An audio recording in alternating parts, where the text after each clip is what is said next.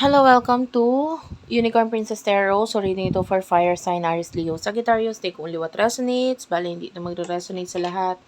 Kasi hindi po ito personal reading. Pero kung gusto niyo, pwede kayo magpa-personal reading kay Jing Tarot Trader. I-search mo na lang siya sa Facebook, okay? So, yan.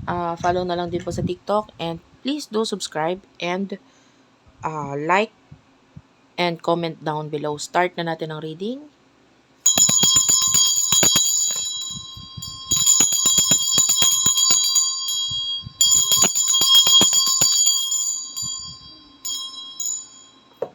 Okay? Fire sign. Messages para sa mga fire sign. Excuse me. Messages para sa mga fire sign pagdating sa love. Anong mga messages para sa mga fire sign pagdating sa love? One last shuffle. Okay. Let's start your reading.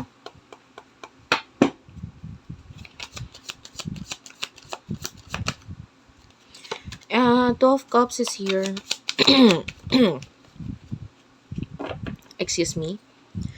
The Ace of Swords, ayan, Gemini, Libra, Aquarius, Capricorn energy with the Devil, fire sign. Alam mo, hindi ko masabi kung ikaw or yung person mo eh.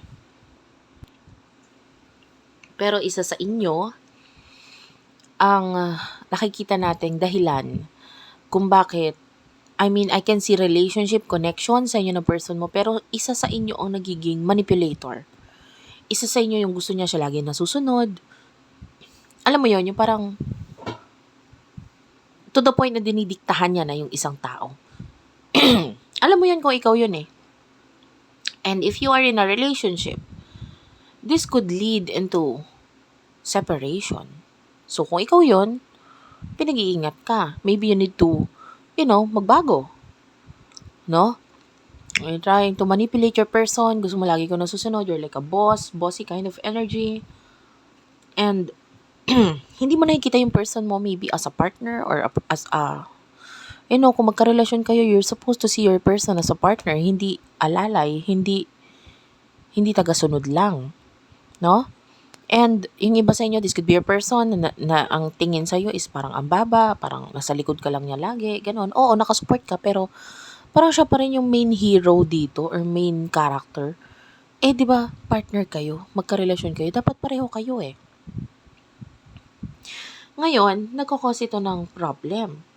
Dahil, hindi ka, parang hindi naman sa mababa ang tingin, but pwedeng bumababa ang tingin ng isang tao sa sarili niya.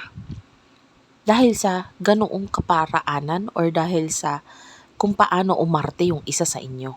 So, kung ikaw yon, maaaring naisip ng person mo, hindi ko talaga to, hindi ako magaling, ganyan, or what, ganito lang talaga ako. Na, maaaring hindi mo naman intensyon na yun ang maramdaman niya, pero yun ang nararamdaman niya, yun ang naiisip niya. Okay? Wait lang guys. Okay, so punta tayo dun sa side ng person mo, no? Sorry about that. Talagang makatilang yung lalamunan ko ngayon. So, medyo pagpasensyahan mo na lang. Tinry ko na, umiinom na ako ng tubig, no? Actually, I have tea dito sa aking tabi. So, ito yung iniinom ko pang clear ng aking throat.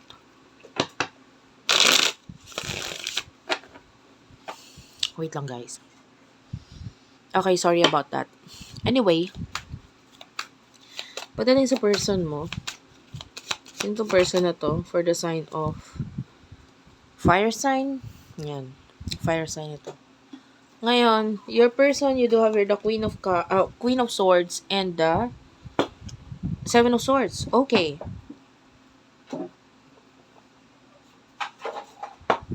Kung mapapansin mo dito sa taong to, siya na lang yung umiiwas at lumalayo para hindi magkaroon ng conflict, alam mo yun? Para maiwasan na lang rin yung hindi magandang kalalabasan ng connection nito. Kasi kapag sumagot siya or lumaban pa siya sa'yo, um, maaaring nga ang tendency magkaroon ng separation, magkaroon ng ending. So, itong person na 'to, sige iwas na lang ako, layo na lang ako. Ang iniisip nitong person na 'to is hindi yung emotions niya, but rather yung sa isipan niya, yung utak niya, yun na lang muna pinapagana niya.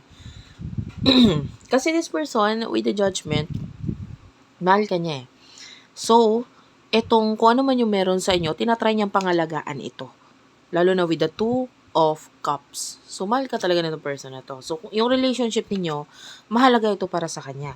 So, kahit nasasaktan siya, ay naisip niya na lang, yung utak niya, ang dapat niyang pairalin dito at hindi ang emosyon niya. So, may pag-iwas sa person na ito sa tuwing, I feel like that is you kasi na gumagawa ng or nagiging manipulator or yung iba literal na may ginagawang hindi maganda sa person na ito. So, ayun. Siya na lang yung iiwas. Emotion mo para sa person mo. Alam mo naman yan, di ba? Alam mo naman yun. Pwedeng may mga itinatagong sikreto, ganun yung iba, no? Emotion mo, you do have your Page of Wands, the High Priestess. Oh, some of you, one more card for your emotion para sa person na ito. Ito ha, some of you, hindi emotion yung nakita natin, but rather messages. Okay?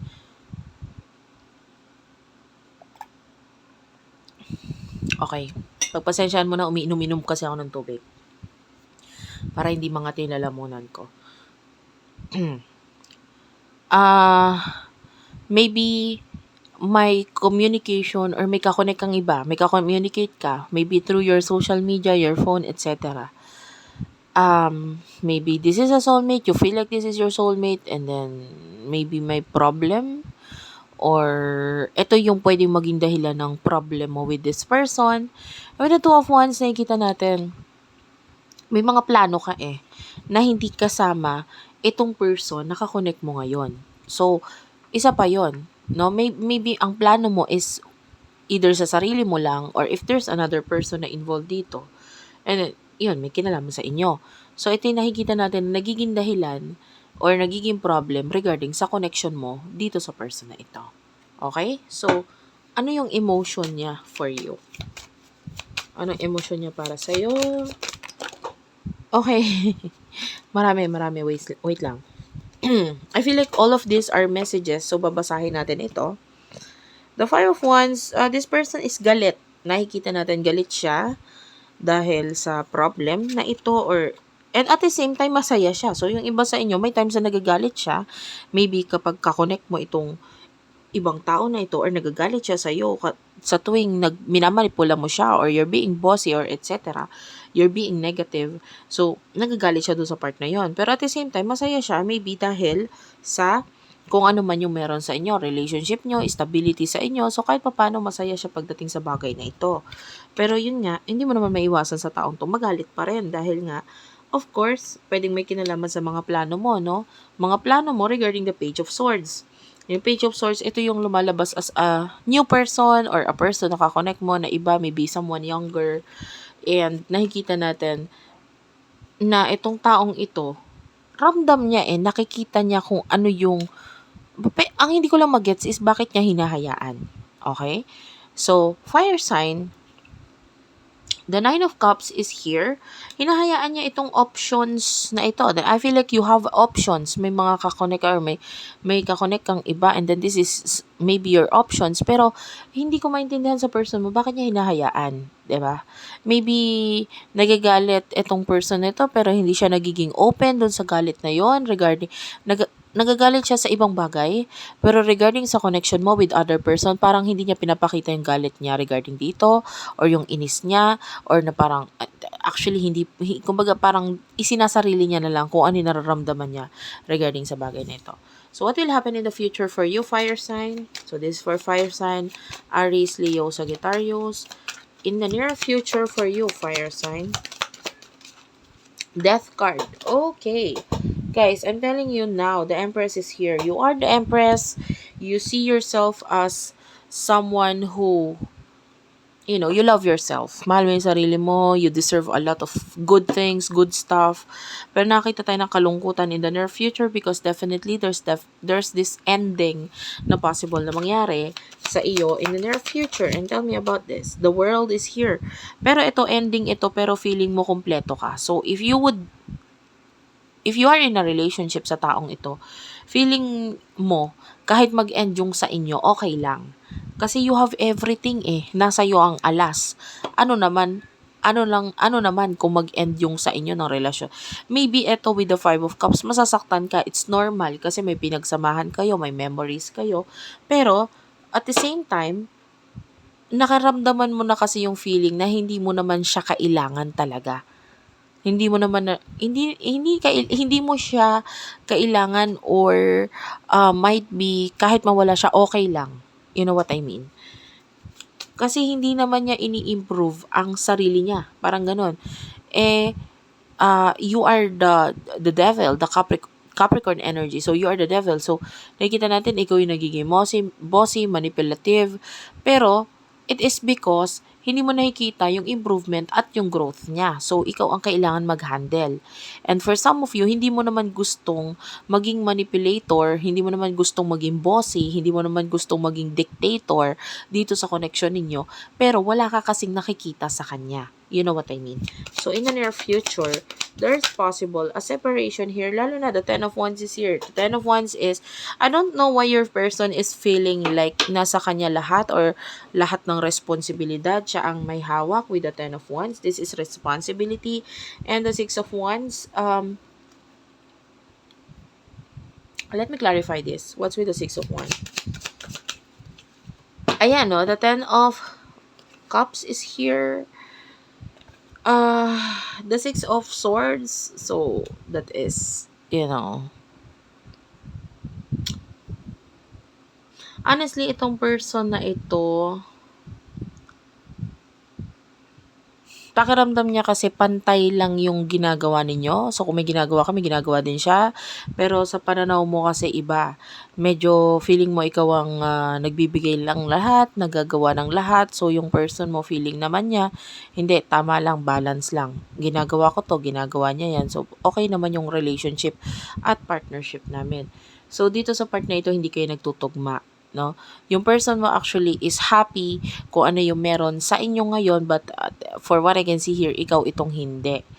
So, ito yung pwedeng maging reason ng separation. Kasi honestly, hindi ka kontento sa kung ano yung ginagawa ng person mo. Okay? So,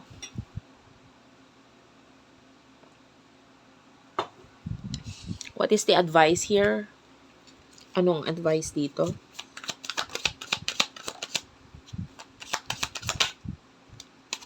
Knight of Cups and the 9 of Wands.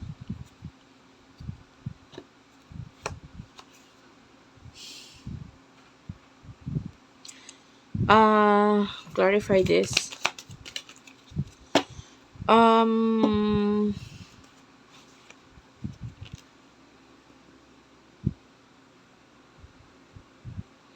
Ang advice sa'yo is to continue your plans, yung plano mo.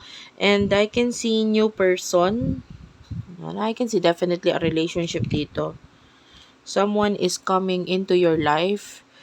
Wala akong nakikitang, tawag dito? Advice. But rather, ituloy mo lang yung ginagawa mo. Maybe this relationship is, itong previous relationship mo or itong relationship mo currently with this person, maaring hindi talaga siya para sa'yo, and hindi mo nakikita yung halaga niya dahil